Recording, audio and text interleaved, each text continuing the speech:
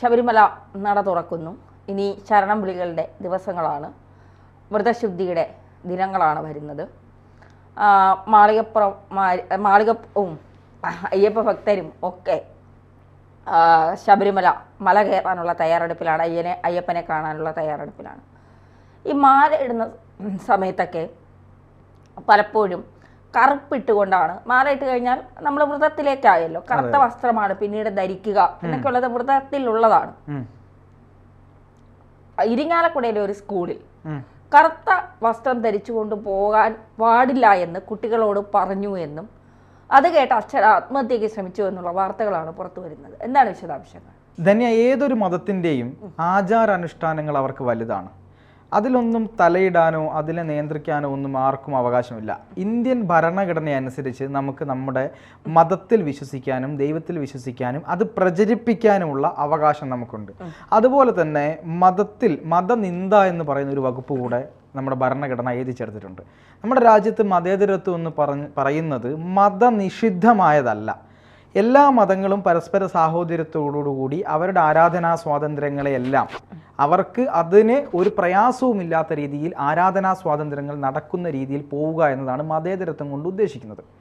ഇവിടെ എന്താണ് ആ സ്കൂളിൻ്റെ പേര് എന്ന് എനിക്ക് തോന്നുന്നു ഇരിങ്ങാലക്കുടയിലാണ് സംഭവം തോന്നുന്നു അല്ലേ? ഇരിങ്ങാലക്കുടയിലാണ് ആ സംഭവം. ചാലക്കുടി ചായ്ദീൻകുഴി ഹയർ സെക്കൻഡറി സ്കൂളിലെ പ്രധാന അധ്യാപികയാണ് കറുത്ത വസ്ത്രം ധരിക്കുന്നതിൽ നിന്ന് വിദ്യാർത്ഥികളെ വിലക്കിയത്.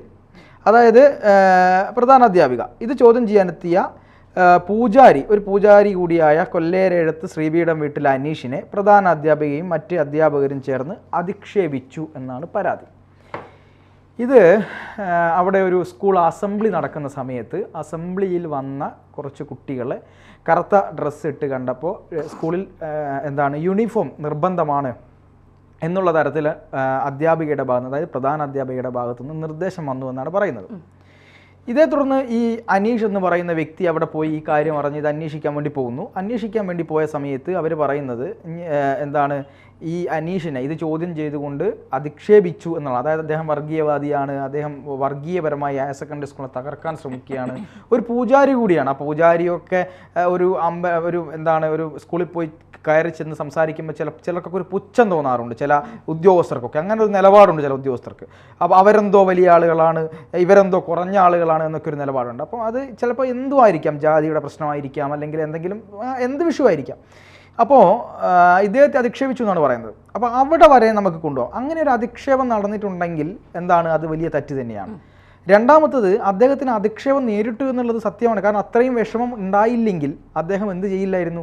അദ്ദേഹം നേരെ പോയത് ഈ ഇരിങ്ങാലക്കുടയിലെ വിദ്യാഭ്യാസം, അതായത് ജില്ലാ വിദ്യാഭ്യാസ വകുപ്പ് ഓഫീസറുടെ അടുത്ത് DD ഓഫീസിലേക്കാണ് പോയത്. ഈ DD ഓഫീസിൽ പോയിട്ടാണ് അദ്ദേഹം ഇതിൽ പ്രതിഷേധിച്ചു എന്നാണ് പറയുന്നത്. പ്രതിഷേധിച്ചത് മണ്ണെണ്ണ ശരീരത്തിലൊഴിച്ച് മണ്ണെണ്ണയോ പെട്രോളോ എന്തോ രണ്ടിലൊന്ന് ശരീരത്തിലൊഴിച്ച് തീ കൊടുക്കാൻ ശ്രമിച്ചു എന്നാണ് പറയുന്നത്.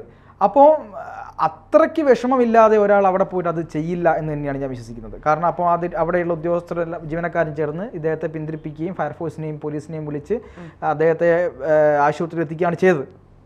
അപ്പോൾ ഈ പ്രധാന അധ്യാപികയോട് ഈ കാര്യം ചോദിക്കുമ്പോൾ അവർ പറയുന്നത് ഈ സ്കൂൾ അസംബ്ലിയിൽ കറുത്ത ട്രാക്ക് സ്യൂട്ട് ധരിച്ചെത്തിയ 3 വിദ്യാർത്ഥികൾ ശ്രദ്ധയിൽപ്പെട്ടെന്നും അതുകൊണ്ട് യൂണിഫോം ധരിക്കണമെന്നും ഞാൻ ആവശ്യപ്പെട്ടു എന്നാണ് ഇവർ പറയുന്നത്. അല്ലാതെ യാതൊരു തരത്തിലും ഈ അയ്യപ്പ വിശ്വാസവുമായി ബന്ധപ്പെട്ട് കറുത്ത വസ്ത്രം ധരിക്കുന്നതിലോ മാലയിട്ട് മലയ്ക്ക് പോകുന്നവരുടെ വസ്ത്രത്തിന് വിലക്ക് ഏർപ്പെടുത്തിയിട്ടില്ലെന്നും ഈ പരാതി അറിഞ്ഞ ഉടനെ തന്നെ സ്കൂൾ യൂണിഫോം നിർബന്ധമാണ് ഇത് പിൻവലിച്ചിട്ടുണ്ട് എന്നും അവർ പറഞ്ഞിട്ടുണ്ട്.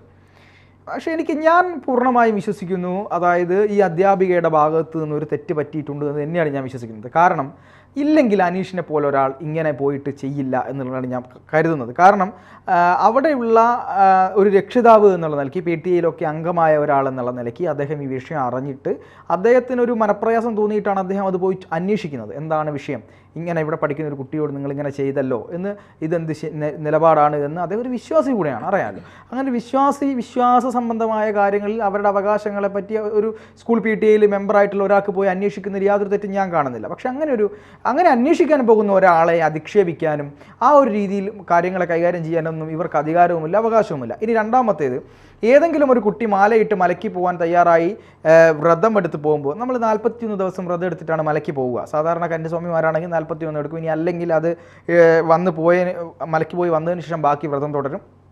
അങ്ങനെ പല രീതിയിലുണ്ട്.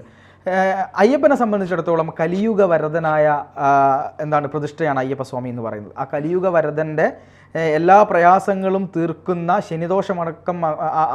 ശനിദോഷമടക്കം മാറ്റുന്ന അയ്യപ്പൻ്റെ പ്രതീകമായിട്ടാണ് നമ്മൾ എന്തുകൊടുക്കുന്നത്? കറുപ്പുടുത്ത്, അതുപോലെ തന്നെ വ്രതമെടുത്ത്, ഭക്ഷണം പോലും ചുരുക്കി, ഈ അതിരാവിലെ എഴുന്നേറ്റ് മുങ്ങിക്കുളിയാണ് പറയുക. അപ്പോൾ അതിന് സൗകര്യമില്ലാത്തവർ അല്ലാത്ത രീതിയിൽ കുളിച്ച് അമ്പലങ്ങളിൽ പോയി പ്രാർത്ഥിച്ച് ചെറിയ രീതിയിലുള്ള ഭക്ഷണങ്ങൾ കഴിച്ച് പോകുന്നവരാണ്. അതായത് നമ്മുടെ ഉള്ളിലെ ആത്മീയതയെ പൂർണ്ണമായും ഉണർത്താൻ ശ്രമിക്കുക, അഹംബോധത്തിലേക്ക് നമ്മുടെ ശ്രദ്ധ കൊണ്ടുപോവുക എന്നതാണ്. അതിന് ജീവിതചര്യകളും കൂടെ വേണം. അതിന് സഹായകമാകുന്ന ഒന്നാണ് കറുത്ത വസ്ത്രവും ഈ വെജിറ്റേറിയൻ ആവുക എന്നുള്ളതും, അതുപോലെ തന്നെ രാവിലത്തെ കുളിയും ധ്യാനവും അമ്പലത്തിൽ പോക്കും എല്ലാം മനുഷ്യൻ്റെ മനസ്സിനെയും ശരീരത്തിനെയും ശുദ്ധീകരിക്കും. അതുപോലെ തന്നെ നമ്മൾ ഓവർ ഭക്ഷണമൊക്കെ കഴിച്ചില്ലെങ്കിൽ നമ്മുടെ ശരീരം ക്ലെൻസ് ചെയ്യപ്പെടും, അതായത് കൂടുതൽ ശുദ്ധീകരിക്കപ്പെടുകയും രോഗത്തെ ഒക്കെ മാറ്റപ്പെടുകയൊക്കെ ചെയ്യുന്ന ഒരു വലിയ പ്രോസസ്സാണത്. ആ 41 ദിവസം കഴിയുമ്പോൾ ഒരു മനുഷ്യൻ കൃത്യമായ രീതിയിൽ വ്രതമെടുത്ത് പോകുന്ന ഒരു മനുഷ്യനാണെങ്കിൽ അയാൾ വേറൊരു വ്യക്തിയായിട്ട് തന്നെ രൂപപ്പെടുന്ന ഒരു വലിയ കാഴ്ച നമുക്ക് കാണാൻ പറ്റും. ആ രീതിയിൽ പോകുന്ന കുട്ടികളോട് ഇവിടെ വന്നിട്ട് നിങ്ങളിവിടെ കറുപ്പ് വസ്ത്രം ധരിച്ച് വരാൻ പാടില്ല എന്നൊക്കെ പറയുമ്പോൾ ഇവരുടെയൊക്കെ മനസ്സിലാണ് വർഗീയതയുള്ളത്. ഇപ്പം നോമ്പ് കാലത്ത് ഈ നോമ്പിന് അല്ലെങ്കിൽ വെള്ളിയാഴ്ച ഉച്ചയ്ക്ക് പള്ളിയിൽ പോകുന്ന കുട്ടികളോട് പള്ളിയിൽ പോകരുത് എന്ന് പറഞ്ഞാൽ എന്തായിരിക്കും അവസ്ഥ? കത്തിക്കും സ്കൂൾ. അതാണ് ഉണ്ടാവുക, കത്തിക്കും. അങ്ങനെ ഞാനൊരു മതത്തെ ബേസ് ചെയ്ത് പറഞ്ഞതല്ല. ഈ രീതിയിൽ പറയുന്നത് അധ്യാപികയായാലും ആരായാലും ശുദ്ധ തോന്നിവാസമാണ്. അങ്ങനെ അവർ പറഞ്ഞിട്ടുണ്ട് എന്നാണ് വാർത്ത വരുന്നത്. ഉണ്ടെങ്കിൽ പിന്നെ ഈ അനീഷ് പോയിട്ട് ആത്മഹത്യ ചെയ്യാൻ ശ്രമിക്കുന്നു. വെറുതെ ഒരാൾ പോയി ആത്മഹത്യ ചെയ്യാൻ ശ്രമിക്കുമോ? അതൊരു വലിയ വാർത്തയാകുമെന്ന് ആർക്കും അറിയാമല്ലോ. അപ്പം ഈ രീതിയിൽ അവർ ചെയ്തിട്ടുണ്ടെങ്കിൽ അതിന് കൃത്യമായ നടപടികൾ വേണം. അവർ അതിന് തക്കതായ നടപടി വിദ്യാഭ്യാസ വകുപ്പിൻ്റെ ഭാഗത്തും സർക്കാരിൻ്റെ ഭാഗത്തും ഉണ്ടാവണം. ഒപ്പം കേരളത്തിലെ ഹൈന്ദവീയമായ സംഘടനകളുണ്ട്. സത്യസന്ധമായി കാര്യങ്ങൾ അന്വേഷിച്ച ശേഷം ഇതിൽ കഴമ്പുണ്ടെങ്കിൽ ഇതിനെതിരെ ശക്തമായ പ്രതിഷേധങ്ങളും സമരങ്ങളും ഉണ്ടാവണം. കാരണം ഇത് ആവർത്തിക്കപ്പെടാൻ പാടില്ല. ഏതൊരാൾക്കും അവരുടെ മതത്തിൽ വിശ്വസിക്കാനുള്ള കാര്യമുണ്ടല്ലോ, ഇല്ലേ? ഇതിപ്പോൾ ഇത് പറയുന്ന പ്രധാനപ്പെട്ട കാര്യം വസ്ത്രത്തിലൂടെയല്ല പെരുമാറ്റത്തിലൂടെ വേണം മനസ്സ് നന്നാവേണ്ടത് എന്ന് പറഞ്ഞായിരുന്നു അധ്യാപിക ആക്ഷേപിച്ചത്. പിന്നാലെയാണ് ചൊവ്വാഴ്ച രാവിലെ അനീഷ് DO ഓഫീസിലെത്തി ആത്മഹത്യക്ക് ശ്രമിച്ചത്. എന്നാൽ സർക്കാർ വിദ്യാലയത്തെ തകർക്കാനുള്ള അനീഷിന്റെ ശ്രമമെന്നാണ് പ്രധാന അധ്യാപിക ആരോപിക്കുന്നത്. ശബരിമല തീർത്ഥാടനത്തിന് വ്രതം നോറ്റിരുന്ന ആരെയും നേരിട്ട് വിളിച്ച് കറുത്ത വസ്ത്രം ധരിക്കരുതെന്ന് പറഞ്ഞിട്ടില്ല എന്നും അധ്യാപിക പറയുന്നുണ്ട്.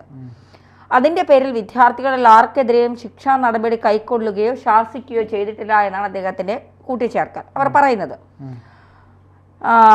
എന്നാൽ അനീഷിന്റെ കുട്ടി വ്രതം നോക്കുന്നവരുടെ കൂട്ടത്തിൽ ഇല്ല എന്നും അധ്യാപിക പറയുന്നുണ്ട്. എന്തായാലും സ്കൂൾ കഴിഞ്ഞ വെള്ളിയാഴ്ച രാവിലെ നടന്ന അസംബ്ലിയിൽ 3-4 വിദ്യാർത്ഥികൾ, ഇപ്പം നേരത്തെ പാർത്തൻ പറഞ്ഞതുപോലെ ട്രാക്ക് സൂട്ട് ഇട്ട് വന്നത് കണ്ടിട്ടാണ് ഇത്തരത്തിൽ വിളിച്ച് ചോദിച്ചത്. ഒരു പൂജാരിക്ക് വെറുതെ ഒരു കള്ളം പറയേണ്ടതിൻ്റെ ആവശ്യമില്ല. ഇപ്പം നേരത്തെ പറഞ്ഞതുപോലെ തന്നെ മറ്റു മതസ്ഥരെയാണ് ഇത്തരത്തിൽ അവഹേളിച്ചതോ അപമാനിക്കുകയോ ചെയ്തിരുന്നു എങ്കിൽ ഇപ്പോൾ പ്രതിഷേധങ്ങളും വിമർശനങ്ങളുമൊക്കെ ഉയർന്ന് വലിയ ലെവലിലേക്ക് എത്തിയേനെ. പക്ഷേ ഹിന്ദു സംഘടനകൾ വേണ്ട രീതിയിൽ പാർത്തൻ പറഞ്ഞതുപോലെ കാര്യങ്ങൾ കൃത്യമായി അന്വേഷിച്ചതിന് ശേഷം ഇത് ശരിയാണ് എന്ന് ബോധ്യപ്പെട്ടാൽ ഇക്കാര്യത്തിൽ, കാരണം ഇനി നട തുറക്കുന്നു, സ്കൂൾ 41 ദിവസം വ്രതമെടുത്ത് പോകേണ്ട ഒരുപാട് കുട്ടികളുണ്ടാകും. അവർ വ്രതത്തിൻ്റെ പേരിൽ ചിലപ്പോൾ കറുത്ത വസ്ത്രങ്ങൾ ധരിക്കും. അപ്പം അതൊക്കെ പിന്നീട് വലിയ രീതിയിൽ പ്രതിഷേധങ്ങൾക്കും കുട്ടികളെ തന്നെ ആക്ഷേപിക്കുന്ന തരത്തിലേക്കും അല്ലെങ്കിൽ രക്ഷിതാക്കൾ അതിലേക്ക് ഇടപെടുന്ന തരത്തിലേക്കും വർഗീയമായ ഒരു പോകാതെ സൂക്ഷിക്കാനുള്ളത് സർക്കാരിൻ്റെയും അല്ലെങ്കിൽ ഇത്തരത്തിലുള്ള സംഘടനകളുടെയും കൂടി ആവശ്യമാണ്. അല്ല, തീർച്ചയായിട്ടും അത് ഒരു ഡിവൈഡിങ് പൊളിറ്റിക്സ് കൊണ്ടുപോവുക, വർഗീയപരമായി ആളുകളെ വേർതിരിക്കുക, രക്ഷിതാക്കൾക്കിടയിൽ തന്നെ ഒരു ജാതി മത ചിന്തകൾ വളർത്തുക തുടങ്ങിയ കാര്യങ്ങളൊക്കെയാണ് ഇവിടെ ഉണ്ടാവുന്നത്. വസ്ത്രത്തിലൂടെയല്ല പെരുമാറ്റത്തിലൂടെയാണ് മനസ്സ് നന്നാവേണ്ടത് എന്ന് പറയുമ്പോൾ ആ തരത്തിലേക്ക്, അതായത് വിദ്യാർത്ഥികൾ വസ്ത്രം ഉടുക്കരുത് അല്ലെങ്കിൽ ആചാരത്തിന്റെ ഭാഗമായിട്ട് അതിലൂടെ ഒളിച്ചു കടത്തുന്നത് വേറൊന്നുണ്ട് തന്നെയാണ്. നിങ്ങൾ ഈ മാലയിട്ട് മലക്കി പോയിട്ടൊന്നും അല്ല നന്നാവേണ്ടത്. നിങ്ങൾ മനസ്സിനെ നന്നാക്കൂ, നിങ്ങൾ മനസ്സിലെ നന്മ കൊണ്ട് പൊതിയുക, അങ്ങനെ നന്നാവണമെന്നൊക്കെ പറയുന്ന ഒരു രീതിയുണ്ട് അതിന്. ആ രീതികളൊന്നും ഇവിടെ പറയുന്നത് ശരിയല്ല എന്നുള്ളത് മാത്രമാണ് പറയുന്നത്. കാരണം ഈ രാജ്യം ആർക്കും തീരെ എഴുതി കൊടുത്തിട്ടില്ല. അതല്ല, ആർക്കും തീരെ എഴുതി കൊടുത്തിട്ടില്ല. ഇവിടെ എല്ലാവർക്കും വിശ്വസിക്കാനും അവരവരുടെ ആചാരങ്ങൾ, അവരവരുടെ ദൈവത്തെ മനസ്സിലാക്കി അത് പാലിക്കാനുള്ള എല്ലാ കാര്യങ്ങളുണ്ട് എന്ന് കരുതി മറ്റുള്ളവൻ്റെ തലയിൽ കയറി ആചാരമാണെന്ന് പറഞ്ഞുകൊണ്ട് എടുത്തു കൊണ്ടുപോകാനുള്ള ഇതും ആർക്കും കൊടുത്തിട്ടുമില്ല എന്നുള്ളത് കൂടി പറയുകയാണ്. അപ്പോൾ ഇത്തരത്തിലുള്ള കാര്യങ്ങളിൽ കൃത്യമായി എന്താണ് ഹൈന്ദവ സംഘടന VHP, വിശ്വ ഹിന്ദു പരിഷത്ത് അടക്കമുള്ള സംഘടനകളൊക്കെ ഇവിടെ ഉണ്ട്. അപ്പം അവരും ഇനി അതല്ല, ഇത് നോർമലായി ഒരു പ്രശ്നവും ഇല്ലാതെ പരിഹരിക്കാനാണ് ഉദ്ദേശമെങ്കിൽ സർക്കാർ ഈ കാര്യത്തിൽ ഇടപെട്ട് ഒരു വർഗീയ ഒരു വേർതിരിവുണ്ടാകാതെ ഈ അധ്യാപികക്കെതിരെ നടപടിയെടുത്ത് വേണ്ട കാര്യങ്ങൾ ചെയ്യണം.